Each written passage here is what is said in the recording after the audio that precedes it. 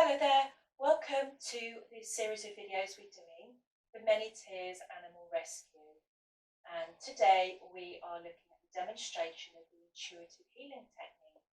So first of all, I thought it would be useful for me to just talk through the actual guidelines, if you like, and then we're going to go on to the demonstration. So really the most important thing is to consider your own emotional energy beforehand. You need to be in that good emotional state at a level 3 and 4. In one of the previous videos, we shared techniques on how you can actually bring your feeling level down. So please feel free to go on to that video if you want those techniques. They're really useful, not just for a healing session, but for any time throughout the day. We're also looking for the dog not to be highly anxious in that level 9. So again, if they are highly anxious, use some of the grounding techniques that we went through in the previous video to bring their feeling level down, or sit with them just quietly and observe, and you're transmitting your own calm, healing energy to the dog. And once you see that feeling level come down to maybe a 7, then you're ready to start the healing session. So all these techniques are available either in the workbook or on the other videos, okay, for you to download. So let's again talk about what we're going to do. So first of all, we make sure we're in a calm, healing state. We are visualizing our hands. Our healing tools are our hands, okay, and we're visualizing them as bright white healing light all the way to our fingertips. Okay, we can imagine that. It's called the intuitive healing technique. We're using our intuition. So as we travel up and down the body of the dog, we'll be looking at the chakras, and we're going to be visualizing those in our mind, the color, how they're moving, how they're spinning, how bright they are. We're also going to be using our intuition to sense any problems in that area, any physical or emotional problems. And as you practice this technique more and more, you will learn to trust your intuition. Because that's what it's all about. It's like a muscle, okay? And the more you practice, the more you do this technique, the more you will learn to use your intuition, if you like, and practice makes perfect, as they say. So please trust your intuition. It's really useful to have a workbook, have a journal, because at the end of the session, I would encourage you to write down what you feel after the session.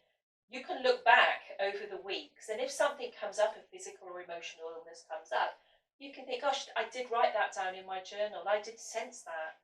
And that's going to help you build up your confidence. Okay, so those are the main points to remember. And now what we're going to do, we're going to be meeting Milo. So Milo was the reason I did this video series. He was rescued from the centre. My mum adopted him. And this was about 8 or 9 months ago. And when he first came to my mum, he was very fearful. He was an ex-breeding dog, and he's 8 or 9 years old. And this is the first proper home he's had. Okay, so it was all very new environment, and he settled in so well. And you may have seen on the last video on the Zoopharmacognosy, his little sister Misty, who's welcomed him into the home. She's very protective of him, which is lovely as well. So you find that a rescue dog often does well with another dog in the household. They might be used to company. All right. So we're going to go on now to the session, and we're going to meet Milo.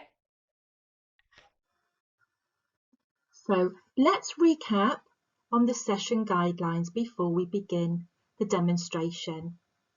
First of all, always check your own feeling state.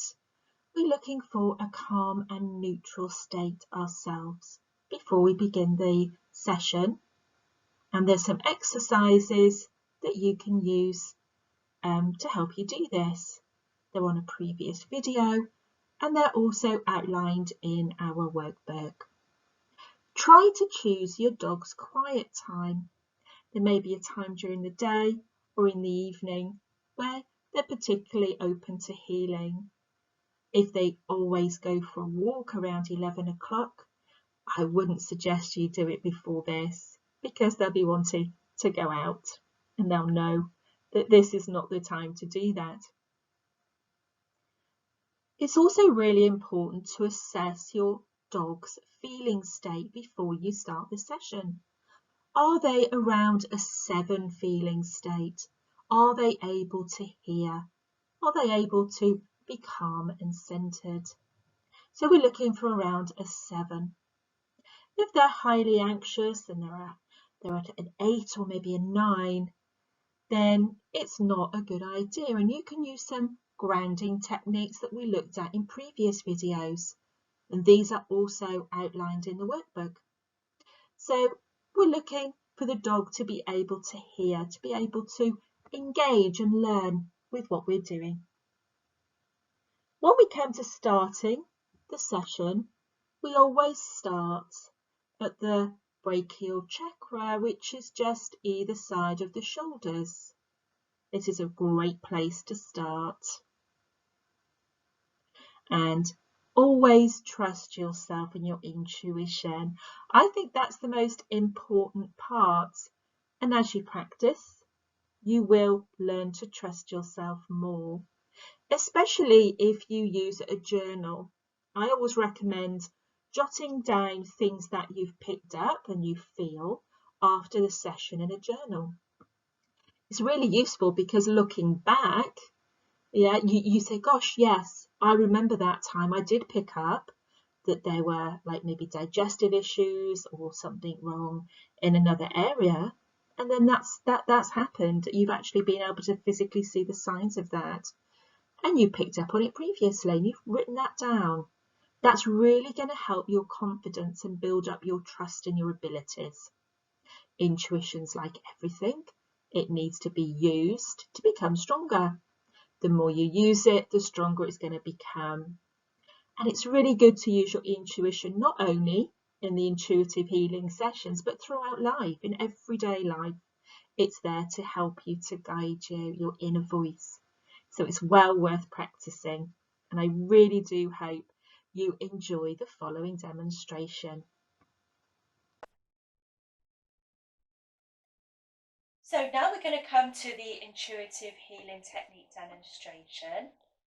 So this is Milo.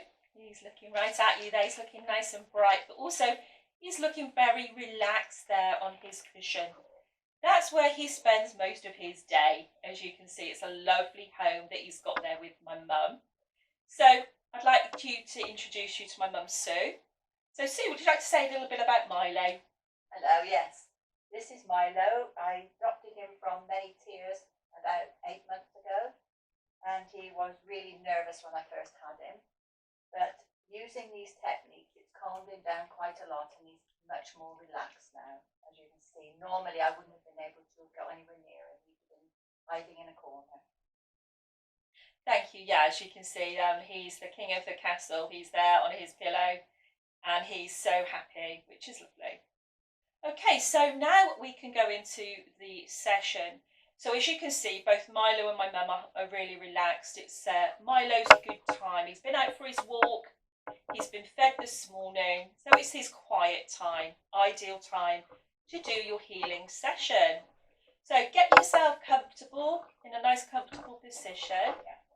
And so when we're talking about visualization, it's always, not always, but sometimes it might be easier for you to close your eyes if you find it easier to visualize in this way. So, Mum, would you like to close your eyes if that's easier for you? Now we're going to always start the session with the brachial chakra, which is either side of the shoulders. Okay, so as you can see, you're just holding the energy in this center. Now this chakra connects all the others, and it's a really good way to start opening those energy centers. So you just hold it in this area for a couple of minutes or a couple of seconds. And we can see Milo there is still nice and relaxed. And visualize that white light all the way down into your fingertips. You're sharing that beautiful, loving, trusting energy with your dog. It's a really special time for both of you. Now let's move our hands down to the root chakra. That's just at the base of the tail. Now this area is all about flight and fight, okay? It's safety, it's grounding. So we want to visualize the chakra in this area resonates to the colour red. And we want to see that wheel of energy spinning clockwise at a steady pace. So visualize that in your mind's eye, that red energy centre spinning. And it's so vibrant, the colour red. You may want to visualise a picture of a rose or something that you find calming and beautiful. A red rose maybe. Okay, so I just noticed Milo there was closing his eyes, so already he's really settling into this healing session. If you sense any blockages in this area, so as you're visualising this colour, can you, using your intuition, sense any blockages, any stagnant areas? Okay. Because this could mean that there is an issue maybe with the bones. So in this area, it's all associated with the bones of the body. And also any incontinence issues are located in this area. So we're looking to unblock the chakra. Imagine it spinning brightly and clockwise in a nice steady pace. Next, we're moving up to the body to the sacral chakra. Resonates to the colour orange, lovely vibrant bright orange colour. And this is all about procreation and vitality. Okay, so but imagine that bright orange spinning wheel of energy. Use your intuition to sense any blockages in this area. If you do, it could be that there's a problem with an inability to conceive, or maybe a hormonal imbalance, or low confidence. So all of these issues resonate in this area. So by doing this intuitive healing technique, we're looking to unblock this energy centre. We're looking for that wheel of energy to be spinning brightly. A lovely vibrant orange colour. And as you can look at Milo, he's already really benefiting. His eyes are closing. When we come to a feeling state, I would put him at a level 2 or maybe even a level 1. He's so relaxed. It always helps to carry out the healing session in their safe space, in their basket where they feel comfortable. Okay, makes it nicer for them. Next, we're moving up the body to the solar plexus. Now this resonates to the colour yellow. And it's in the tummy area. It's all about confidence and purpose. Now, dogs love to have a job. They like to feel as though they have purpose in this world and they're being useful. Builds up their confidence. If you feel a blockage in this area, they may be suffering from depression or low mood. Because of the area that it's in, around the stomach, you may be able to sense a blockage that could associate with digestive issues. Anything to do with the digestion lives here. So we're visualising that colour and that chakra spinning in a nice clockwise direction at a nice steady pace. Again, Milo shutting his eyes. In a normal healing session, he wouldn't be hearing any talking. He would be a lot more relaxed because I'm probably sort of like disturbing him slightly with my talking. But he's certainly enjoying the session, isn't he? Right. Now we're going to move up the body to the heart chakra. This resonates to the colour green or pink. And this is all about the human-animal bond. And it's all about them trusting as well, accepting your love and vice versa.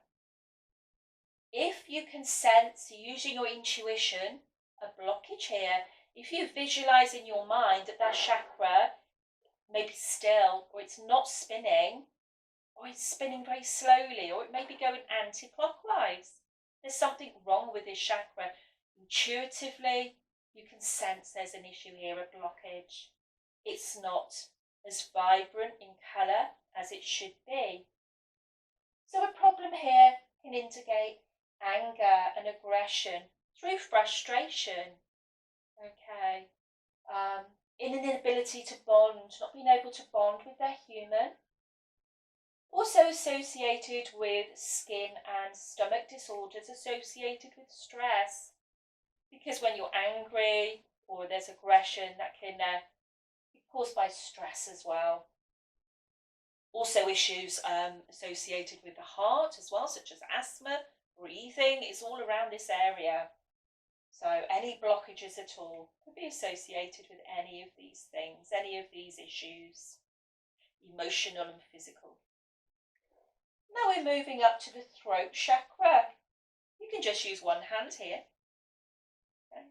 Always sense if you want your dog hands on or just above the body. Both are fine. Because it's my mum and Milo's used to her touch, he's very happy, isn't he, with hands on. That's fine. If you're doing it on a rescue dog, maybe you're a volunteer at the centre, it may be that you use your hands over the body rather than touching. The animal may be more comfortable with that, and that's fine. Just use your intuition. So the throat chakra resonates to the colour blue. It's all to do with communication. A dog uses lots of expressions to communicate with us, don't they? Barking, tail wagging. Also, they use their telepathy as well and their intuition. There's lots of ways they communicate or try to communicate with us, and they need to be heard. They have a voice. They want to be able to communicate how they feel with you and the outside world. Okay, so it's really important to concentrate here on the throat chakra. Resonates to the colour blue. If there's a blockage here, by using your intuition, if you can sense a blockage, there may be a lack of vocalisation, so they don't bark, or maybe they bark excessively. There's a problem there with their communication and not being heard. And also there may be thyroid issues here as well. Okay, so just resonate there with the colour blue and imagine there's a lovely spinning wheel of energy, vibrant and bright. Next we're coming up to the third eye, which is on the forehead. It resonates to the colour indigo or purple. It's all to do with an intuition. Now dogs use that intuition. They have to in the wild because it can save their life, literally. Okay, so all animals use intuition. We have always had that ability, and we're trying now through this technique to strengthen those muscles, if you like, and the more you practice, the more easier it will become to listen and trust your own intuition.